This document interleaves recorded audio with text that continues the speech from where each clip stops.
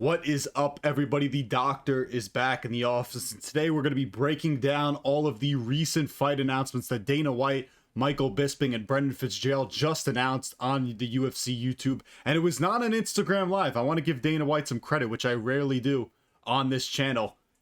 He didn't drop a shitty Instagram Live where he looks depressed and sad, like he has a gun to his fucking head, or he's filming it through his PSP, or, you know, hit the Samsung refrigerator camera. He actually had a really well-produced video out on YouTube and looked semi-excited to talk about these fights. There was actual production value for it. The UFC needs to continue to do that. But the main highlight from this announcement is UFC 328, Khamzat Chimaev versus Sean Strickland in Newark, New Jersey, the Mecca, as they call it. New Jersey is the Mecca. And it's really a pretty stacked, at least main card.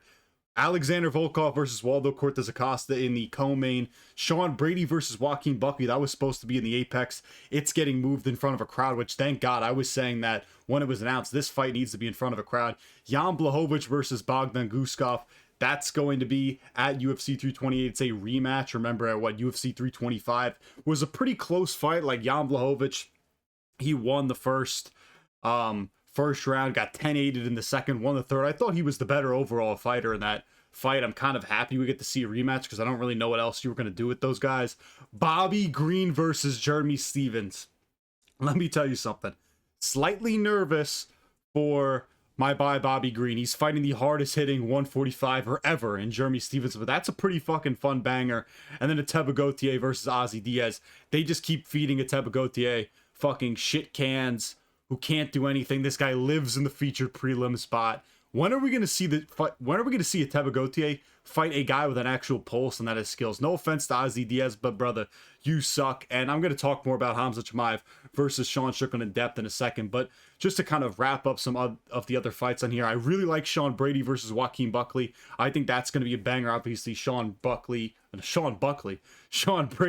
is a, heavy grappler, gets a lot of top control, not a dude who has, insane submissions or anything, but he is really, a great wrestler and can really take you down with ease. Joaquin Buckley, obviously, we've seen him struggle with grapplers in his career, like most recently against Kamaru Usman, but tell me if I'm wrong. We could all see Joaquin Buckley just fucking slumping Sean Brady out cold. This fight's going to go one of two ways. Either Sean Brady is going to just smudge Joaquin Buckley for a whole fight and win like 30-27 decision, or Joaquin Buckley is going to get some insane knockout. Because the thing at Sean Brady is if this guy can't get you down early, he's fucked. And I don't even think it's his boxing that's that bad, but I don't think he has the elite enough footwork or just variability in the striking to beat Joaquin Buckley if the fight's on the feet enough. I have to have enough hope in Joaquin Buckley, like if you're picking him, and I'm kind of leaning towards him, where I'm like, do I have more hope that Joaquin Buckley has actually improved since the Usman fight, or Sean Brady has improved since the Morales fight? I kind of lean, I'm like, Joaquin Buckley's takedown defenses had to have gotten at least a little bit better. You know what I mean? And then as for Volkov versus Waldo Cortez Acosta, we're living in a hilarious timeline where Waldo Cortez Acosta could possibly get a title shot. If he beats Alexander Volkov, we're talking about this guy's the number one contender. He's probably going to fight for the belt soon, which is hilarious. And also another thing, since this fight is in New Jersey, you better bet all the Dominicans in the tri-state area are going to be pulling up to watch Waldo Cortez Acosta fight. I know Blago Dominican. That's what's going to happen for this fight. Other than that, again, I kind of talked about Jan Blachowicz, Bogdan Guskov, Bobby Green, Jeremy Stephens. Ateba Gauthier, I just want to see him fight a guy with a pulse. Now, as for Sean Strickland versus Khamzat Chimaev, I know a lot of, and listen, I've already started telling myself this. I'm like, ooh, Khamzat Chimaev, maybe he loses this. Sean Strickland's a nasty underdog pick. Like, realistically, as much as I like a lot of the things Sean Strickland could do, where I think he's better on the feet, I think he has a better gas tank, I really love a lot of his defensive grappling, how he could just force guys to stand up. He doesn't get control at all. Khamzat Chimaev, I think, is just going to be too much. A guy who I don't really think there's any dudes who can chain wrestle the way this guy does, can chain takedowns together, as I just said, and will just run through you. That's my problem with Sean Strickland, is it's like, can I really see him outlasting Khamzat Chimaev for 5 rounds, where Khamzat just going to be relentless pace, at least early. Now, who knows? Maybe he gasses out if Strickland can stuff enough takedowns, which DDP couldn't do whatsoever. And Strickland, I think, is a lot harder to take down, a lot harder to control. Nobody really holds Sean Strickland down whatsoever. His weird Philly shell style, where he's jabbing and teeping, you know, hard to really connect and chin cold. There's reasons to pick Sean Strickland, don't get me wrong, but I don't know if I can go there just yet. I think Khamzat Chimaev, like, I almost have to see somebody beat him for me to believe he's beatable, you know what I mean? And obviously, I'm also a guy who picked DDP to beat him, so at one point in my life, I did think this guy was beatable, but I'm not there just yet. I think Strickland's just gonna have a hard time with really having a dude as physical as Khamzat Chimaev, who's the best wrestler he's ever faced. I know he's faced Usman back when he was a welterweight. That shit doesn't even matter, but really excited for this one. You know the press conferences are going to be fucking insane. I think Dana White even said, how much security are we really going to need for this? I thought this was like a sneaky, maybe we throw this on the White House card, but not Khamzat Chimaev. Maybe we do like Strickland versus Imavov. If, you know, Khamzat doesn't want to fucking fight at all, we could do an interim middleweight championship. Now, that was what I was thinking like a week ago. But obviously, we get this fight. Really excited for this one. I lean Chimaev. I just think his wrestling is going to be too much, too strong, too physical. And as much as we like to glaze the defensive grappling capabilities of a Sean Strickland, can he really hold up against Khamzat Chimaev for 5 rounds? We'll let you know. And on the flip side, you could also be like, can Khamzat Chimaev cardio handle being stuffed multiple times by Sean Strickland? Not saying that's going to happen, but if it does, it'll be kind of interesting.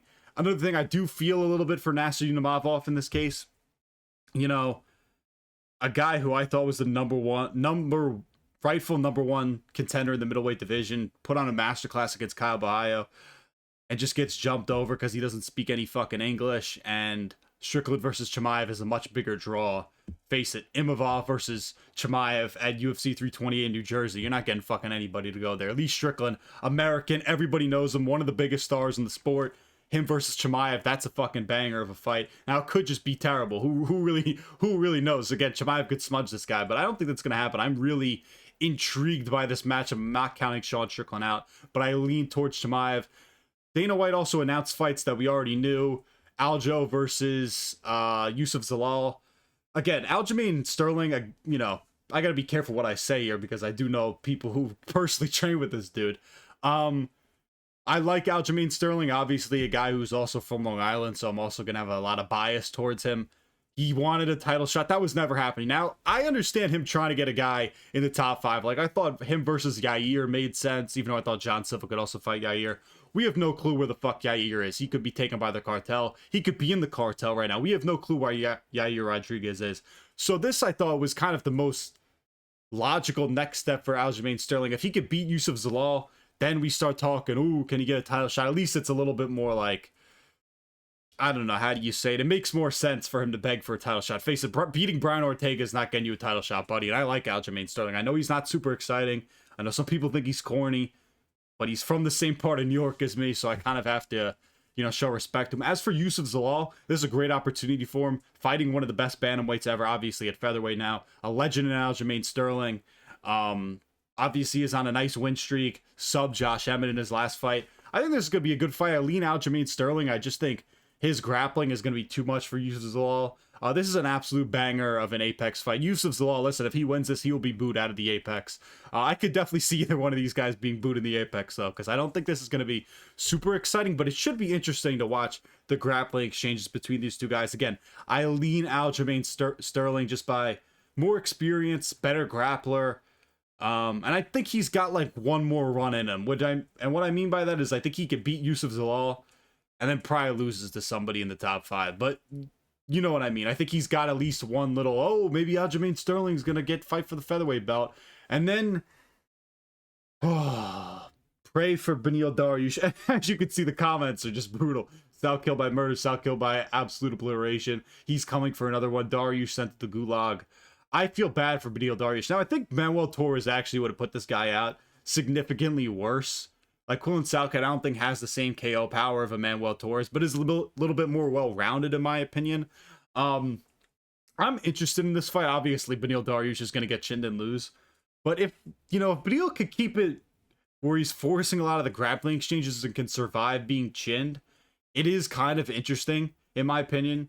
Again, I just feel bad for Beneil Dariush. He's going to get knocked out. This is going to be the end of him. Quillan Salkild's going to claim another minority's life. It sucks. I love Beneil Dariush. Again, people forget, man. People were saying when he was fighting Charles Oliveira a couple years ago, this guy could give Islam Makhachev problems in the grappling game. That's what people were saying. People were really acting like Beneil Dariush could have given Islam Makhachev problems. And he was one fight away. If he beat Charles Oliveira, we would have seen Islam versus Beneil Dariush. But either way, excited for this fight. Obviously, is the co-main on that UFC Perth card, headlined by JDM and Carlos Prates. Should be a good card. Excited for Beneil versus Quillan Salkilld. Should be a highlight reel finish. He also announced another fight we already knew about. I don't know why this is saying hydrogen. Oh, never mind. I thought this is hydrogen bomb versus hydrogen bomb. Arnold Allen versus Melquizael Costa. I'm really excited for this one. I'm happy that Arnold Allen is kind of pushing through his injuries, pushing through his inactivity.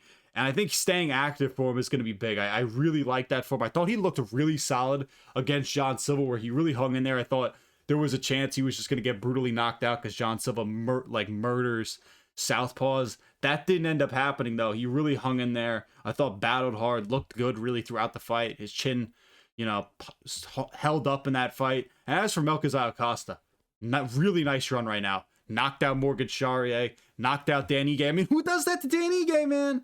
Who does that to Dan Ige? I'm really excited for this one, though. I think I lean Arnold Allen. I don't really want to see Arnold Allen lose this by any means, but this is easily the best guy Melquizael Costa's fought. I like both of them staying active. I know somebody might be like, ooh, Costa a little bit too active, and you're taking on a pretty crafty vet in Arnold Allen. I understand that, but also the fact that this is in the Apex is, terrible. Melquizael Costa, one of the hottest prospects, not just in the featherweight division, but in all of the UFC, just had a nasty finish over a guy who had never been finished before, and you just throw him in the Apex versus Arnold Allen versus another guy who is really fun and exciting to watch. That doesn't make a lot of sense to me. This will be an Apex classic. Really excited for this one. I lean Allen by decision. Just think he's too experienced, a little bit better of a grappler in my opinion, and also kind of hard to chin, you know what I mean? Has anybody finished Arnold in the UFC? I don't think so. But I lean Arnold Allen here. Either way, banger of a fight. And then the weirdness that was this. Again, a lot of this announcement was just really... There were some really weird fights. Obviously, Beneil versus Salkilld, and some of the oddness, like King Green versus Jeremy Stevens. This was the weirdest of them all. UFC, what is this? UFC Cacao? Or not Cacao. What is this? Macau. Cacao. That's a fucking bean, right? Song Yadong versus Davison Figueiredo. I don't understand this matchup whatsoever, in my opinion. It makes zero sense to me as China. What does this do for Song Yadong if he beats Figgy? You know what I mean?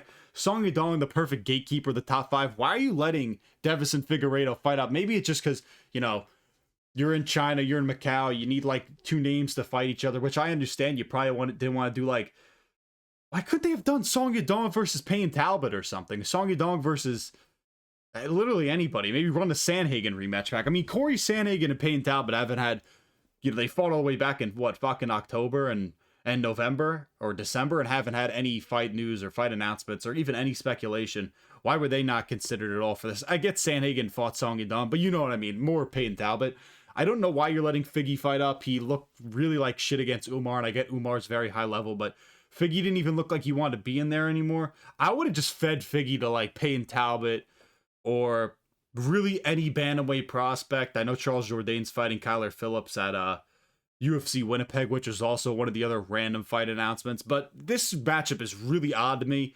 Song Yadong's not losing. If you're a guy who doesn't belong in the top 5, Song Yadong's going to beat you. Nothing inspired me about Figgy's last performance against Umar Nurmagomedov. And again, I get that he's elite, but just really was not a good look from him whatsoever.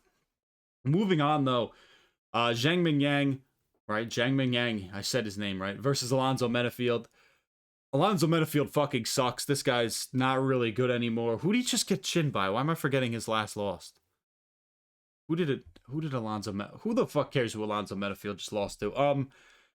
He's gonna lose this. Now, the funny thing is, last time Zhang was in China, little shit performance against Johnny Walker. Now, Alonzo Menifield, he doesn't pose any of the same exciting fighting style, KO power, really any of the skills that Johnny Walker has. So I'll take Zhang Mingyang by knockout. Again, really weird kind of co-main. And then you also have Sergey Pavlovich versus Taliesin Teixeira. Now, I think this is a little bit more of an exciting, you know, big man matchup. Pavlovich, very talented, has kind of turned into a decision merchant as of late. And Taliesin Teixeira, who I think so little of. I mean, this guy had fucking top position on Tai Tuivasa, full mount, not top, but you know what I mean, full mount on fucking Tai Tuivasa, and couldn't finish him. When life and death with Tai Tuivasa. And Tai Tuivasa, if he had 5 less pounds on him and was 2% less fat, he would have fucking finished the fight.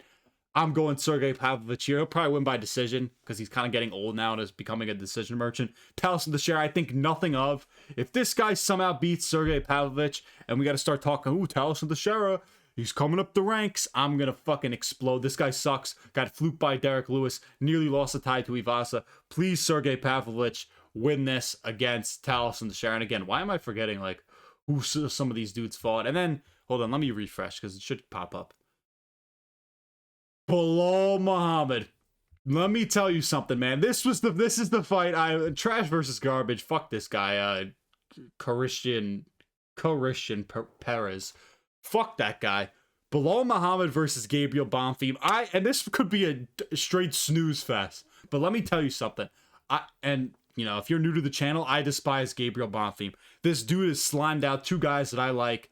Not slimed out. He smudged out Wonder Boy in Nashville. Fucking held him up against the fence for an entire round, which I could probably do at this current state to Wonder Boy, who's just old as shit. And then everybody's like, ooh, is Gabriel Bonfim the boogeyman of the welterweight division? This dude fucking sucks. And then he beat Randy Brown pretty brutally in the Apex because Randy Brown decided to check no leg kicks and fought like a fucking idiot.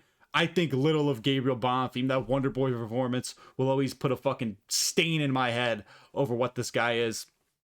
Belal Muhammad, obviously, you know, got pieced up by Ian Gary in his last fight. I'll say this for Belal. He stood in there, kept it on the feet, and most of that's because his footwork is really lacking and he couldn't catch up to Ian Gary and, like, actually shoot competent takedowns or get good entries on him. But he stood in there and boxed. He landed some clean shots on Ian Gary. Ian Gary's fucking bum ass had to be spamming oblique kicks because he's a fucking loser.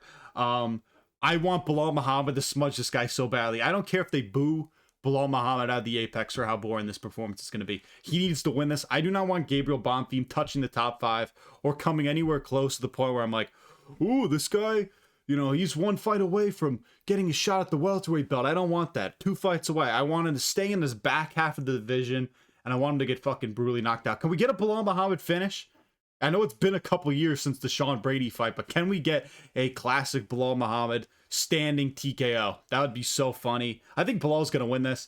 I still think Belal's pretty good. I know a lot of people like to shit on him, but obviously can grapple, can box well. I know his footwork isn't great. He's not going to cut you off, but Gabriel Bonfim, listen, if you want to try and smudge Belal Muhammad, he'll show you a smudge fest and he'll put on a snooze for the fucking crowd. You better bet your ass I'm going to be locked into this fight. Other than that, I think Dana had talked about, like, they're giving away 85,000 free tickets to the White House and to the White House event. I'm pretty sure people are just going to be sitting like 2 blocks away from the White House, which is kind of interesting / cool.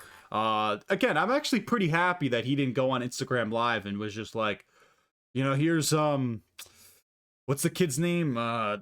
Chimaev versus Sean Strickland.